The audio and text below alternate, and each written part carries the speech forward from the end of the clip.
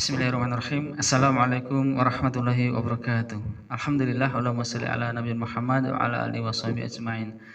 Teman ngaji yang dirahmati Allah Subhanahu wa taala.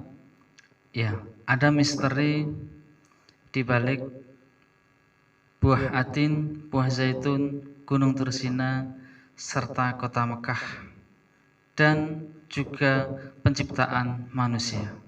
Sebagaimana Allah Subhanahu wa taala berfirman di dalam surat Atin surat ke-95. A'udzubillahi minasyaitonirrajim. Wattini wazaitun wa turi sinin wa hadzal baladil amin. Laqad khalaqnal insana fi ahsani taqwim. Tsumma radadnahu asfala safilin. Illal ladzina amanu wa 'amilus solihati falahum ajrun ghairu mamnun. Fama yukadzibuka ba'du biddin alaihissallahu bi ahkamil hakimin. Baik, watini wa zaitun, demi buah tin dan buah zaitun. Buah tin adalah diantara buah yang diciptakan Allah Subhanahu wa taala dengan bentuk sedemikian rupa, begitu juga buah zaitun yang memiliki kaya manfaat. Dan kita ketahui bersama bahwa buah tin serta buah zaitun ini ada atau banyak ditemukan di daerah negeri Syam, khususnya Palestina. Watu risinin, dan demi bukit Sinai. Ada apa? Allah berfirman demi buah tin dan buah zaitun dan demi bukit Tursina. Lalu dilanjutkan wahadzal baladil amin, dan demi kota ini, kota Mekah yang aman.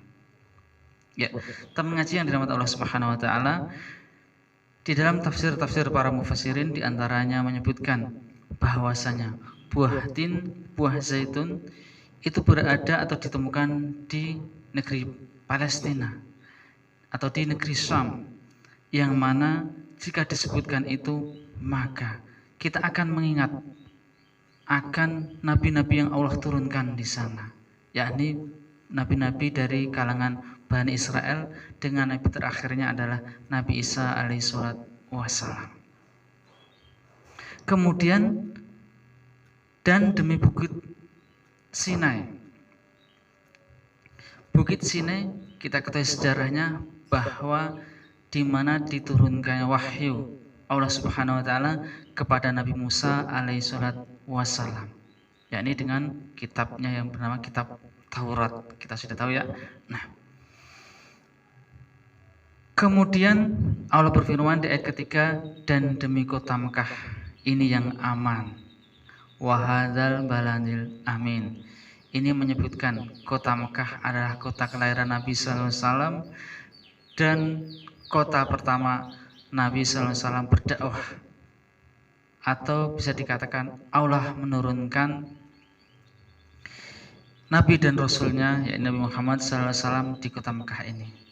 Artinya bahwasanya dari zaman dahulu, dari zaman Nabi Musa, jika ditarik kesimpulannya ini ya, bahwasanya Nabi Musa di Bukit Sinai, kemudian Nabi Isa di negeri Syam dengan begitu banyaknya buah-buahan tin dan zaitun. Kemudian nabi-nabi ini, Nabi Musa dan Nabi Isa, dengan membawa ajarannya atau risalahnya disempurnakan oleh Rasulullah SAW, Nabi Muhammad SAW di kota Mekah awal berdakwahnya. Dan ini juga menunjukkan atau memberikan wasiat ataupun memberikan kode kepada kita ya, ataupun memberikan etik bahwasanya Muhammad SAW membawa risalah untuk menyempurnakan nabi-nabi ataupun ajaran nabi-nabi yang terdahulu, terkhusus Nabi Musa dengan Tauratnya dan Nabi Isa dengan kitab Injilnya. Namun kita ketahui bersama bahwa dari bangsa Israel ini ada di antaranya, atau bahkan dikatakan banyak, meskipun mereka mengetahui akan ada nabi terakhir yang akan menyempurnakannya, namun mereka tidak mau menerima atau bahkan menyembunyikannya. Kemudian dilanjutkan oleh Allah Subhanahu wa taala, laqad khalaqnal insana fi ahsani taqwim. Sungguh manusia Allah menciptakannya dalam bentuk yang sebaik-baiknya. Jadi teman ngaji yang dirahmati Allah Subhanahu wa taala, manusia ini adalah makhluk Allah yang paling baik bentuknya. Dari atas rambut, kepala, telinga, mata, hidung, mulut, badan, tangan, kaki, semuanya dalam bentuk yang paling bagus, paling indah. Ya. Berbeda dengan makhluk yang lainnya. Ada yang matanya di kanan kiri, ada yang hidungnya menghadap ke atas, tapi Allah menciptakan kita dalam keadaan yang sangat indah sekali.